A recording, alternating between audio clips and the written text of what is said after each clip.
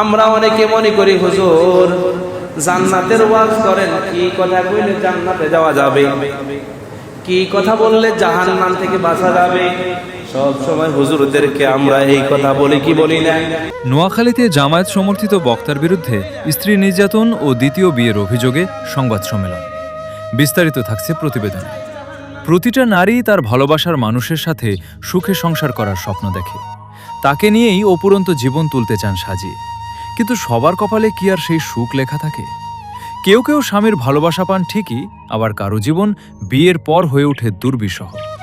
তখন কেউ সংসার নামক কারাগারে বন্দী হয়ে অশ্রু ফেলে, আবার কেউ খুঁজে নেয় ভিন্ন ঠিকানা। ঠিক তেমনি এক করুণ ঘটনা ঘটেছে নোয়াখালী সদর উপজেলার ৯ নম্বর কালাদরাপ ইউনিয়নের মান্দারতলী গ্রামে। শারমিন আক্তার শিক্ষাজীবন চলাকালীন সময়ে ১০ বছর আগে ভালোবাসায় আবদ্ধ হন মান্দারতলী গ্রামের সুন্দরীর বাপের বাড়ির আব্দুর রহিমের ছেলে মাওলানা হামিদুল হক আরাফাতের প্রেমের জালে। কথা ছিল দুজনের বন্ধন থাকবে জনম জনমের, আজীবন সুখে সংসার করার আশ্বাসে বসে যান বিয়ের পিঁড়িতে।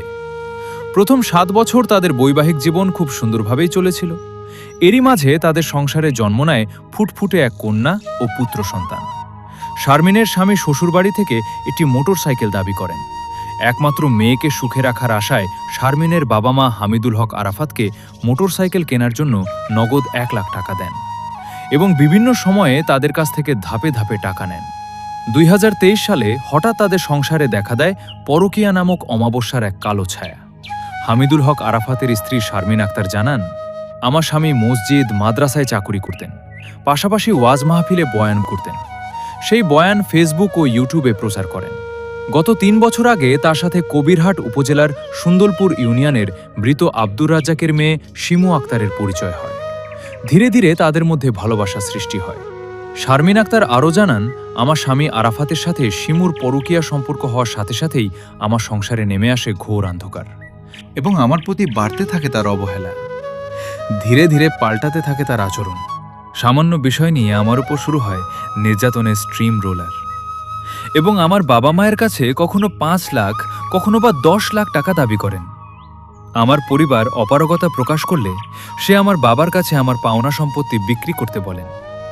আমার বাবা অসম্মতি জানালে সে আরেকটি বিয়ে করবে বলে আমাকে হুমকি দেয়।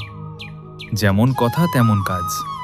হঠাৎ গত ২ মাস আগে সে আমাকে জানায় যে সে দ্বিতীয় বিয়ে করেছে। তার এমন কথা শুনে যেন আসমান ভেঙে পড়ে আমার মাথার উপর। বুধবার সকাল 11:30টায় সে ফেসবুকে একটি স্ট্যাটাস দিয়ে জানায় যে সে আমার অনুমতি নিয়ে শিমু নামক একটি মেয়েকে বিয়ে করেছে, যাহা সম্পূর্ণ মিথ্যা ও বানোয়াট। আমার নাম শারমিন আক্তার। আমার স্বামী মাওলানা মুফতি হামিদুল হক, উনি আলিম, উনি একজন সে বক্তা বা বিভিন্ন জেলায় তিনি ওয়াজ মাহফিল করতো এবং নিজের এলাকাতে করতো। উনির একটা সম্মান, সেই হিসাবে আমি ওনার পরে কি আমি ধরতে পারলো কারোকে বলতাম না, কারণ উনি একজন সম্মানিত লোক। আমি এমনকি এদের বিয়ে হয়েছে যে আমার ১০ বছর বয়স। আমার স্বামী পরকীয়া করছে, পরকীয়ার পরে তারপর উনি বিয়ে করছে জুন মাসের ১৯ তারিখে উনি বিয়ে করছে। এবং আমার দেবরদেরকে আমি যে ছোট থাকতে হয়তো মানুষ করছি, বড় করছি, না নিজে না খেয়ে ওনাদেরকে খাওয়াইছি। ওনারা মা নেই, এই হিসেবে আমি ওনাদেরকে আদর করছি। ওনারা আমার সাথে বেমানি করছে। আমার দেবর দুজন যায় বিয়ের মধ্যে সাক্ষী দিই ওনার বাইরে বিয়ে করেছে, একটা বাইহুত একটা বেজি ছিল। এদের জন্য এদের মায়া হয় নাই, বুঝছি হের ভাই পরে কি ইয়ে পাগল গেছে, হেরা কি পাগল হয়েছে। এমনকি আমার শ্বশুরে এটার মধ্যে অনুমতি দেওয়া হয়েছে। আমার শ্বশুরও যায় নাই হেদের মেয়ের ঘরে অশান্তি হইব করি বা এমনকি হেদের জামাইয়ের এরা অশান্তি করবো করি আমার শ্বশুরে হে এলাকা যায় নাই। তবে আমার শ্বশুর সহ অনুমতি দিছে বিয়ে করবার জন্য। আমি এর বিচার চাই। আমি হের আদর্শের মৃত্যু পর্যন্তের জন্য আমি সারা জীবন হের কাছে থাকুম এবং খামো, এরকম একা পরে একবার আল্লাহ যেন আমার সারাটা জীবন চলে যায়। আমার 2টা সন্তান নিয়ে আল্লাহ আমার 2টা সন্তান দিচ্ছে। আমারও তো কোন দিয়ে হে অভাব নেই, হে আমারও অতিরিক্ত সবসময় টাকা পয়সার জন্য চাপ দিত। আমি আমার বাবার থেকে বাড়ি থেকে টাকা আনতাম, এমনকি আমি বলছি আনতাম, এই কথা বলছি আর তোরে একদিন দেখাই সারুম। তো আমি বলছি কি দেখাই চাইবেন, তো উনি এখন আমাকে বিয়ে করে দেখাই চাইছে। আমি যদি যৌতুক আনি দিতাম 5 লাখ টাকা বা 10 লাখ টাকা 20 লাখ টাকা, উনি মনে এইসব পরে কি এর কাজে মনে যাইতো না। উনি তো টাকার লোভ, উনি তো লোভী অতিরিক্ত। তিনি আমার জামাই যদি জামা কাপড় ফ্যাশনের কথা বলতাম বা জামা কাপড়ের কথা বলতাম, উনি আমার ছিঁড়ে জামা দেখা তারপর আর একটা জামা আনি দিত। আমি সিনা জামাটা আগে দেখাইতাম, তারপরও আরেকটা জামা উনি আমার আনে দিত। উনি কত বড় খারাপ লোক হতে পারে। তারপর উনি বাড়িতে যেত, শুকনো বিস্কুট 1 কেজি নিয়ে যেত। এই ছেলে মেয়েরা শুকনো বিস্কুট খাইতে পারে? এগুলো নিয়ে যাইতো। হ্যাঁ, এক সময় যাইতো না, বাড়িতে যাইতো না। 15 দিন পরে, 1 মাস পরে, 2 মাস পরে হয়ে বলে মসজিদে কাজ থাকে। কাজ কি ওই মহিলাটার সাথে পরকীয়া লিপ্ত হয়ে বাড়িতে ছেলে সন্তানের খোঁজ খবর লইতো না, আসতো না। আমার অজুহাত দেখাইতো বিভিন্ন কারণে। উনি ব্যস্ততা, উনি একজন বক্তা, এক এলাকার মসজিদের সমাজের মানুষ চালায়, উনি আমার এটা মনে করাইতো। তো আমি মনে মনে ভাবতাম, এরে আমার স্বামী তো একজন আলিম থাক, আর আমি তো এর সাথে সংসার করতাম। আমি যদি এখন এগুলো বদনামি করি, মানুষরা খারাপ বলবে। এই জন্য আমি কারোকে বলি নাই, শুনি নাই। আর যদি শুনাইতাম মানুষ বলতে একজন আলিম কিভাবে পরে কিয়া করে, এটা প্রথম স্ত্রীর বদনামি করতেছে, তো আমার স্বামী এটা খেবে বিয়ে করতে যেত।